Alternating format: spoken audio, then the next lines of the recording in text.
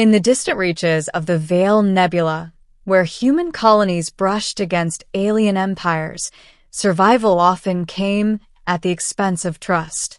Yet even among betrayal and chaos, humanity had a way of shining, of finding courage where others faltered.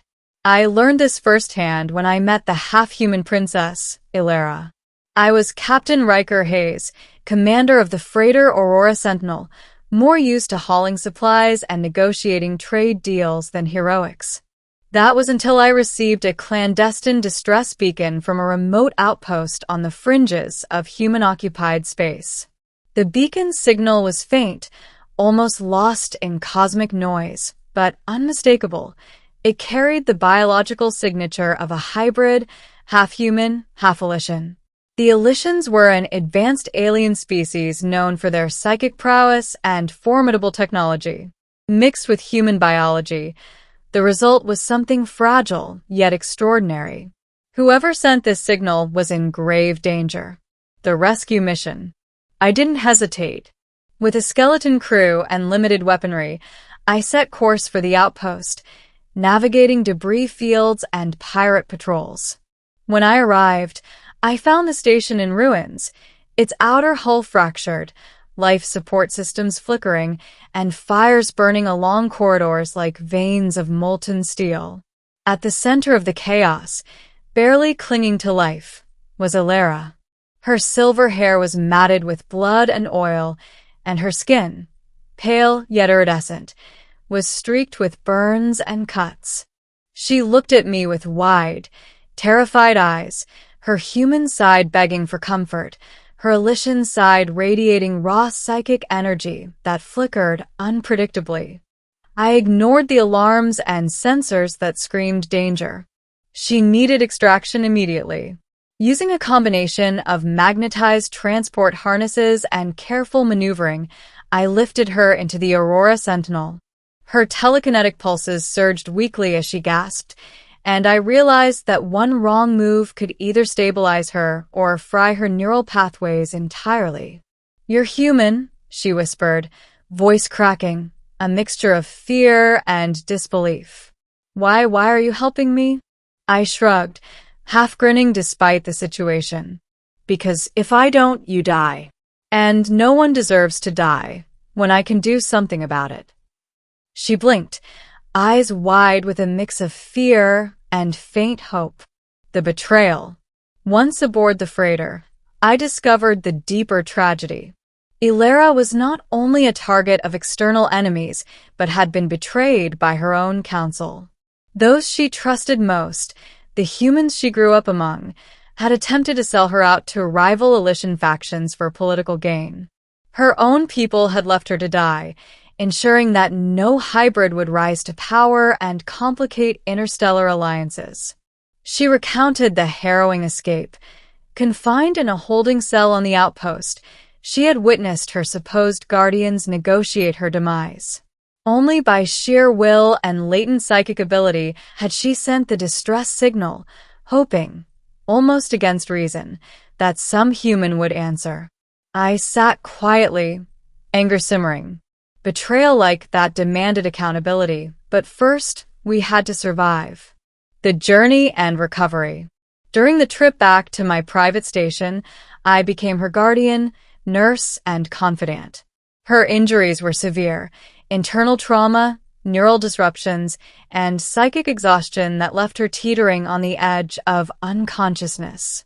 Human medicine could treat some aspects, but her Elyssian half required specialized attention. I improvised. Utilizing cybernetic stabilization implants combined with regenerative nanotech, I began patching her fragile physiology. Each adjustment had to be precise. Too much neural stimulation could overload her psychic centers. Too little would fail to stabilize her organs. It was a delicate balance between human ingenuity and alien biology. Through it all, she remained skeptical. Why do you care?" she asked one night, her voice barely above a whisper as I monitored her vitals. "Because someone has to," I said simply.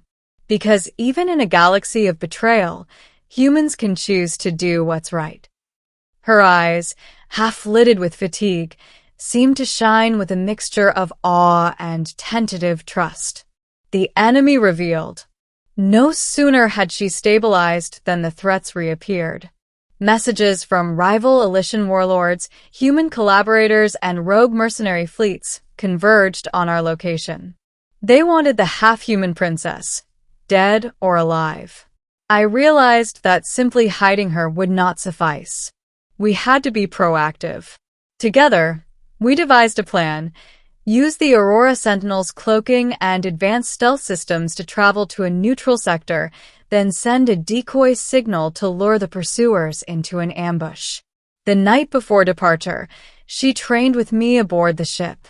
Her telekinetic abilities were fragile but potent, and I helped her channel them through human-compatible neural amplifiers. She learned quickly, and by dawn, she could defend herself and contribute to our strategy.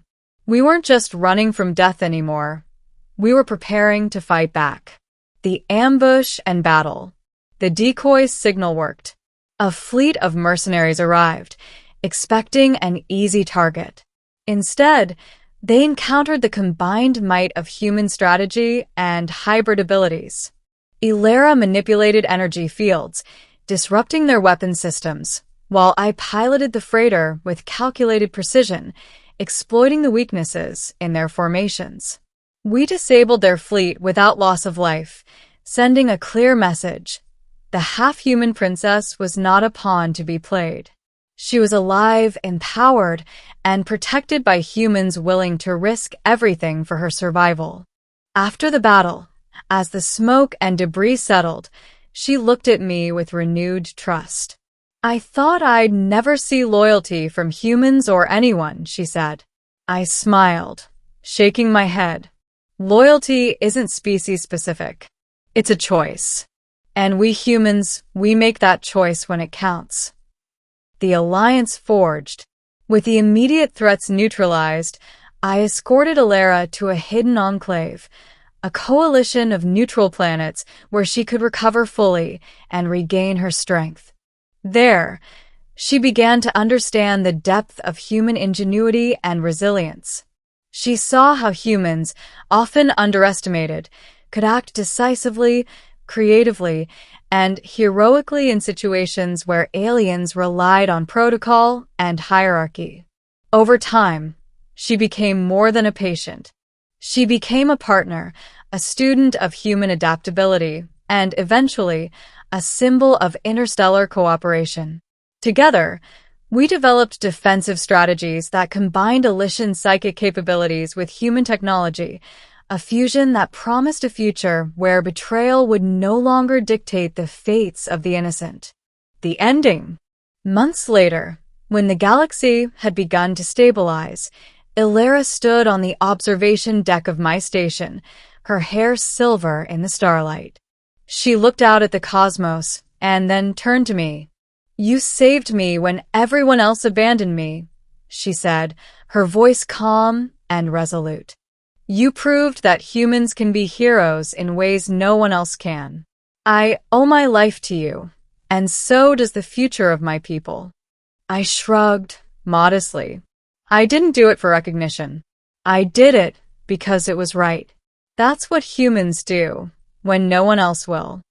She smiled, a genuine, luminous smile that reflected hope and trust. Then humanity will always have allies, even in the darkest corners of the universe. And Io will never forget that. As her fleet departed to reclaim her throne and restore her people, I realized that the galaxy had changed.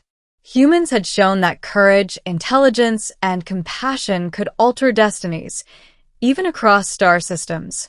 And in doing so, we had forged bonds that would endure for generations. In the end, it wasn't just about rescuing a princess. It was about proving that humanity, when it chooses to act, can rise to greatness, even in a universe that often doubts our potential. And for once, I felt that human ingenuity had truly left its mark on the stars.